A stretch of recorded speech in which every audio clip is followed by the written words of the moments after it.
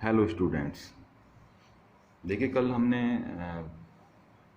Chloroform बनाने की haloform जो मेथड है वो समझा और मैंने आपको कुछ होमवर्क दिया था।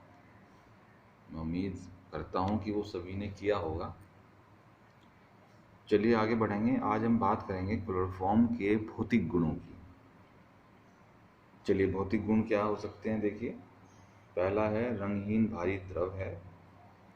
दूसरा पॉइंट है विशेष मीठी गंध है जो बेहोशी उत्पन्न करती है। और तीसरा पॉइंट है जल में अविलय परंतु कार्बनिक विलायकों में विलय है। Boiling point 61 degree Celsius. अब देखिए, यहाँ पे जैसे यहाँ लिखा है कि विशेष मीठी गंध है जो बेहोशी उत्पन्न करती है कि क्लोरोफॉर्म का प्रयोग जब इसका आविष्कार हुआ उस समय इसको जो है निश्चेतक के रूप में प्रयोग किया जाता था। यानी कि जब इसको हम सरल भाषा में समझ सकते हैं कि जैसे किसी व्यक्ति का ऑपरेशन होना है, अब उसको बेहोश करना है तो क्लोरोफॉर्म उसको सांस के माध्यम से जो है उसको दिया जाता था ताकि वो बेहोश हो जाए। लेकिन कुछ ड्रॉबैक होते थे, ठीक है। यानी कि ड्रॉबैक का मतलब कुछ नुकसान होता था इससे। लेकिन अब क्लोरोफॉर्म का प्रयोग नहीं होता है, ठीक है। चलिए बात करेंगे अब आगे रासायनिक गुणों की। देखिए, पहला है ऑक्सीकरण। दूसरा है हमारा रासायनिक गुण नाइट्रिक अम्ल के साथ HNO3 के साथ। तीसरा है एसीटोन के साथ। चौथा है कार्बिल एमीन अभिक्रिया। जितनी भी रिएक्शंस हैं सब रिएक्शन इतनी इम्पोर्टेंट हैं कि इसकी रिएक्शन कोई छोड़ी ही नहीं जा सकती।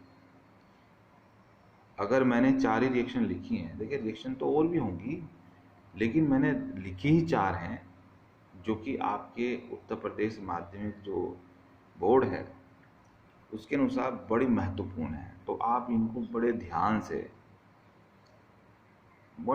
से समझें। और समझने का एक तरीका यही है, आप लिखें। पहले तो आप वीडियो देखें बहुत ध्यान से। एक बार नहीं आप प्रॉपर समझ पाए, 2 बार देखें, 3 बार देखें, 10 बार देखें। देखिए, वीडियो देखने से मेरा कोई फ़ायदा नहीं होगा। कभी आपको लगता हो कि सर कह रहे कि वीडियो देखें, ठीक है, ये तो आप बात निकाल दीजिए। फ़ायदा होगा आपका ही होगा, नंबर आएंगे आपके आएंगे, मार्कशीट क्योंकि आपको मिलने वाली है। चाहे तो उसमें आप 33% अंक ले लीजिए, चाहे आप 70 ले लीजिए, चाहे 80% ले लीजिए, चाहे 90 ले लीजिए, वो तो आपकी मर्जी है। चलिए खैर, ज़्यादा बात ना करके हम आगे बढ़ते हैं। तो सबसे पहले है ऑक्सीकरण, नंबर 1। देखिए, वायु व सूर्य प्रकाश की उपस्थिति में क्लोरोफॉर्म धीरे धीरे फॉस्जीन गैस COCl2 बनाता है, ठीक है। ध्यान रखेंगे, वायु व सूर्य प्रकाश की उपस्थिति में क्लोरोफॉर्म धीरे धीरे फॉस्जीन गैस बनाता है। ये देखिए क्लोरोफॉर्म है, ये ऑक्सीजन है वातावरण की, ये फोटोन ऊर्जा है जो किससे प्राप्त हो रही है हमें, सूरज की रोशनी से। क्या बन गया भाई, COCl2 यानी कि फॉस्जीन गैस, साथ में बना HCl। फॉस्जीन गैस अत्यंत विषैली गैस है। इतनी विषैली है कि जैसे ही इसको कोई इंसान सूंघेगा उसकी डेथ तुरंत हो जाएगी। अब देखिए आगे, यदि क्लोरोफॉर्म में 1% इथाइल अल्कोहल मिलाकर रख दें तो क्लोरोफॉर्म के ऑक्सीकरण की दर घट जाती है। नंबर 2, ऑक्सीकरण रोकने के लिए क्लोरोफॉर्म को कांच की भूरे रंग की बोतल में ऊपर तक भरकर रखते हैं। देखिए, जैसा आपने देखा भी होगा, बहुत सारी दवाइयाँ जो होती हैं, जो आप दवाई यूज़ करते हैं, कुछ भूरे रंग की बोतलों में आती है, डार्क ब्राउन कलर की। डार्क ब्राउन कलर का मतलब यही होता है कि उनको सूरज की रोशनी से नुकसान ना हो दवाइयों को, क्योंकि यदि वो ट्रांसपेरेंट शीशी में आएंगी तो उन पे प्रकाश लगेगा। भले ही प्रकाश जो है सूरज का ना हो, कोई सा प्रकाश हो, अगर प्रकाश चला जाता है उन दवाइयों के अंदर तो वो अपनी नेचर को बदल देती हैं। यानी कि देखिए, अब मैं आपको थोड़ा सा और आगे बढ़ाऊंगा। देखिए, हम रिएक्शंस को जैसे हमने गर्म कर दिया अभिकारकों को तो वो रिएक्शन हो गई। कुछ रिएक्शंस हो जाती हैं, आपने जो है अभिकारकों को मिलाया और अपने आप हो गई। और कुछ रिएक्शंस ऐसी होती हैं जिनको बोलते हैं फोटो रिएक्शंस, प्रकाश अभिक्रियाएं, यानी कि वो प्रकाश में रखने के उपरांत ही होती हैं। यानी कि उनके लिए ना तो कि उनको गर्म करना है, ठीक है, बस उनको लाइट चाहिए, प्रकाश में रख देंगे और वो हो जाएंगी।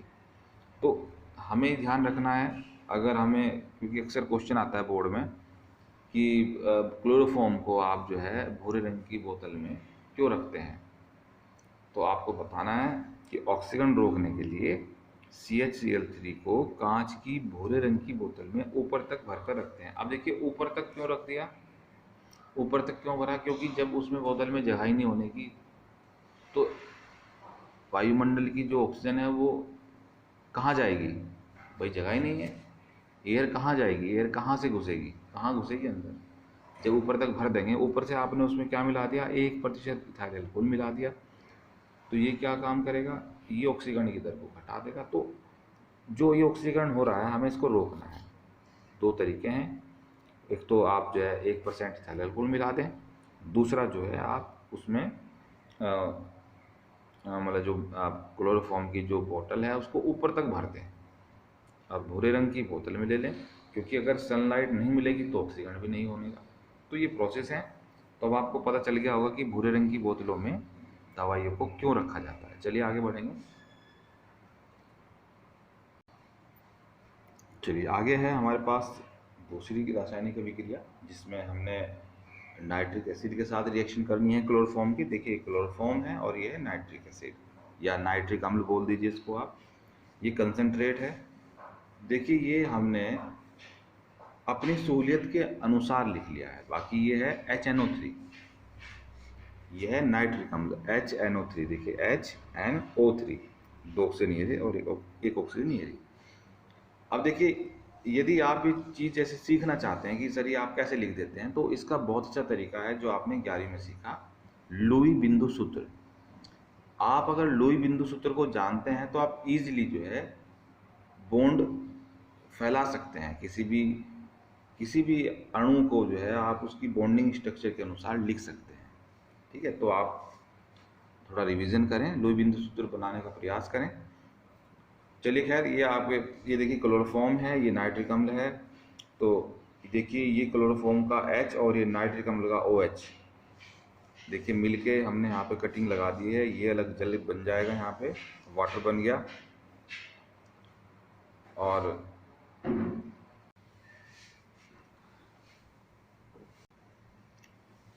अब देखिए हमारे पास ये जल बन गया और जो शेष बचा उसको आप जोड़ दीजिए, यानी कि ये वाला पार्ट और NO2 इसको आप जोड़ दीजिए, यानी कि H यहाँ से प्रतिस्थापित हो जाएगा इसके द्वारा NO2, इनके NO2 जो है H के स्थान पे आ जाएगा। यहाँ पे प्रतिस्थापन हो गया। चलिए ठीक है, मैं उम्मीद करता हूँ समझ में आ गया होगा। इसको बोलते हैं क्लोरोपिक्रीन, ये कीटनाशक है। क्लोरोपिक्रीन कीटनाशक। अक्सर एग्जाम में मैंने देखा है एग्जामिनर क्लोरोपिक्रीन पूछ लेता क्या है, तो आप चौंक जाएंगे कि भाई ये तो सर ने कभी कराया नहीं क्लोरोपिक्रीन। लेकिन केमिस्ट्री के अंदर यही तो मजा है, आपसे वो प्रश्न पूछा जाता है जो अंदर है, जो सामने प्रश्न है वो कोई पूछता ही नहीं है आपसे। क्योंकि जो केमिस्ट्री होती है उसको थोड़ा सा अगर हम गहनता से पढ़ते हैं तो फिर कोई दिक्कत है ही नहीं, और यदि आप ऊपर ऊपर से पढ़ेंगे तो दिक्कत रहेगी भाई। चलिए, इसके बाद अगली रिएक्शन है थर्ड रिएक्शन। ये देखिए एसीटोन के साथ क्लोरोफॉर्म की रिएक्शन। ये देखिए मैंने यहाँ पे ये दिखाया है कि एसीटोन हमारा, क्योंकि ये कार्बोनिल ग्रुप है और कार्बोनिल ग्रुप जो है हमें पता है कि उसमें ऑक्सीजन होता है, कार्बन होता है, और जो ऑक्सीजन होता है डबल बॉन्ड से जुड़ा रहता है कार्बन से। ये कार्बन ग्रुप है, ठीक है। इसको कीटोन, वैसे कीटोनिक ग्रुप है ये, लेकिन इसको जनरली हम जो है कार्बनिल ग्रुप बोलते हैं। अब देखिए क्लोरोफॉर्म के प्रभाव से क्या होगा कि ये हमें पता है डबल बॉन्ड के अंदर एक पाई बॉन्ड होता है, एक सिग्मा बॉन्ड होता है, तो पाई बॉन्ड जो है शिफ्ट होके ऑक्सीजन पे चला जाता है, जिससे कि ऑक्सीजन पे आ जाता है माइनस आवेश और कार्बन पे आ जाता है पॉजिटिव आवेश, क्योंकि पूरा पूरा बॉन्ड चला गया, यानी कि कार्बन का इलेक्ट्रॉन भी ऑक्सीजन पर चला गया, ठीक है। अब यहाँ माइनस हो गया ऑक्सीजन पे, कार्बन पे प्लस हो गया। अब देखिए, अब जब ये ध्रुवित हो गया है, ठीक है, अब ध्रुवित क्यों हुआ? क्योंकि क्लोरोफॉर्म के साथ मिलाया गया। नॉर्मल ध्रुवित नहीं होता वो, क्योंकि हमें पता है क्लोरोफॉर्म के अंदर जो है आप देख पाएंगे, क्योंकि क्लोरीन है। अब क्लोरीन क्या काम करता है भैया? क्लोरीन तो जो है इलेक्ट्रॉन नेगेटिव है, तो वो ऑटोमेटिकली जो है इलेक्ट्रॉन, जिस भी इलेक्ट्रॉन बॉन्ड से जुड़ेगा उस इलेक्ट्रॉन्स को अपनी ओर खींच लेगा वो। तो यहाँ पे जैसे आप देख पा रहे हैं कि हमारे पास एक ही एच है कार्बन से जुड़ा हुआ, डेफिनेटली उस पर हल्का सा प्लस आवेश होगा, बाकी कार्बन पे नेगेटिव होगा, क्योंकि एक कार्बन से 3 सेल जुड़े हैं। अगर आपको प्रेरणिक प्रभाव याद हो, आपने 11वीं में पढ़ा था, इंडक्टिव इफेक्ट, प्रेरणिक प्रभाव, तो यहाँ पे वही काम कर रहा है। यानी कि इन तीनों सेल ने मिलकर कार्बन के साथ जो बॉन्ड बना रखे हैं, उन बॉन्ड्स के इलेक्ट्रॉन अपनी ओर खींच ले, जिससे कार्बन नेगेटिवली चार्ज है ना, सॉरी, कार्बन जो है यहाँ पे जो है नेगेटिव चार्ज क्यों हुआ, मैं इसका रीज़न दे देता हूँ। क्योंकि कार्बन और हाइड्रोजन के बीच में जो बॉन्ड है, इस बॉन्ड के जो इलेक्ट्रॉन है वो इलेक्ट्रॉन कार्बन की ओर शिफ्ट रहेंगे। कारण, क्योंकि यहाँ पे 3 सेल जुड़े हुए हैं, देखिए, देख रहे हैं ना आप भाई। अगर आप इसको ऐसे समझें, एक मैं अलग से आपको एक सप्लीमेंट देता हूँ, देखिएगा अब आपको समझ में आ जाएगा। देखिए ये क्लोरोफॉर्म का स्ट्रक्चर है सामने आपके, यहाँ मैंने प्रेरणिक प्रभाव को दिखा दिया है। देखिए इस कार्बन से 3 सेल जुड़े हुए हैं, तीनों सेल जो है इलेक्ट्रॉन्स अपनी ओर खींच रहे हैं। जो ये बॉन्ड है इसके इलेक्ट्रॉन ये वाला सेल खींच रहा है, इस बॉन्ड के इलेक्ट्रॉन ये वाला सेल खींच रहा है, और इस बॉन्ड के इलेक्ट्रॉन ये वाला सेल खींच रहा है। अब ये, क्योंकि प्रेरणिक प्रभाव ने पढ़ा कि ये जो ट्रेंड है ये अगले बॉन्ड में पास आउट हो जाएगा, ठीक है, अगले बॉन्ड में ये प्रभाव उत्पन्न हो जाएगा। देखिए अब इन तीनों का प्रभाव इस बॉन्ड पे भी आ गया, यानी कि जो ये सेल काम कर रहा था, ये सेल काम कर रहा था, ये सेल काम कर रहा था, तो इन तीनों का प्रभाव इस बॉन्ड पे भी आ जाता है। यानी कि यहाँ जो इलेक्ट्रॉन है इस बॉन्ड के अंदर, वो इलेक्ट्रॉन, इस बॉन्ड के इलेक्ट्रॉन्स इन तीनों के प्रभाव से कार्बन की ओर खींचेंगे, जबकि कार्बन की अपनी नेचर नहीं होती इलेक्ट्रॉन खींचने की, लेकिन चूंकि बाहर ये सीएल हैं, इन सीएल की वजह से कार्बन और हाइड्रोजन के बीच में जो बॉन्ड है इसके इलेक्ट्रॉन इन तीनों के प्रभाव से कार्बन की ओर खींचेंगे, जिससे क्या होगा, कार्बन पे आ जाएगा नेगेटिव चार्ज और हाइड्रोजन पे आ जाएगा पॉजिटिव चार्ज। कार्बन पे आ जाएगा नेगेटिव चार्ज और हाइड्रोजन पे आ जाएगा पॉजिटिव चार्ज। उम्मीद करता हूँ आपको ये बात समझ में आ गई होगी। चलिए आगे बढ़ेंगे। अब देखिए यहाँ कार्बन पे नेगेटिव चार्ज है, यहाँ हाइड्रोजन पे पॉजिटिव चार्ज है। अब देखिए जो ये इलेक्ट्रॉन है ये दे दिए जाएंगे इस हाइड्रोजन को, यानी कि ये हाइड्रोजन अब इस ऑक्सीजन से जुड़ जाएगा, और ये वाले इलेक्ट्रॉन, क्योंकि जब ये बॉन्ड ब्रेक होगा, ये वाला, जब ये बॉन्ड, देखिए ये वाला बॉन्ड टूट जाएगा, ठीक है, तो इस एच पे तो पूर्ण रूप से इस एच पे तो पूर्ण रूप से प्लस चार्ज आ जाएगा, और इस कार्बन पे पूर्ण रूप से माइनस आवेश आ जाएगा। ये जो हल्का सा आवेश दिखाया गया है कि डेल्टा प्लस और डेल्टा माइनस, ये इसी वजह से दिखाते हैं हम लोग, जब तक ये बॉन्ड है, क्योंकि अभी पूर्ण रूप से दिखा नहीं सकते, लेकिन जब बॉन्ड टूट जाएगा तो जो इलेक्ट्रॉन्स हैं वो कार्बन पे शिफ्ट हो जाएंगे भाई, क्योंकि सीएल खींच रहे हैं ना, सीएल का प्रभाव लगा हुआ है ना, तो जो इस बॉन्ड के इलेक्ट्रॉन्स हैं वो सी के पास चले जाएंगे, कार्बन के पास, तो यहाँ पूर्ण रूप से माइनस आवेश आ जाएगा, यहाँ पूर्ण रूप से प्लस आवेश आ जाएगा। तो ये जो इलेक्ट्रॉन्स हैं ये वाले, ये दे दिए जाएंगे इस H प्लस को, और ये जो C माइनस होगा, यानी कि कार्बन पे जो माइनस आवेश आया है, यानी कि इलेक्ट्रॉन्स आए हैं, तो वो दे दिए जाएंगे इस कार्बन को। देखिए हमेशा एक चीज़ मैं आपको बता दूं, ध्यान रखना है कि इलेक्ट्रॉन्स जो हैं हमेशा प्लस की ओर चलते हैं। कभी भी आपको जो एरो लगाना है वो प्लस प्लस की साइड से नेगेटिव की तरफ नहीं लगाना है, हमेशा कहाँ लगाना है, माइनस से प्लस की ओर लगाना है। अगर आपने प्लस से माइनस की ओर लगा दिया तो वो रॉन्ग हो जाएगा। हमेशा जब भी एरो लगाएं माइनस से प्लस की ओर लगाना है, ठीक है।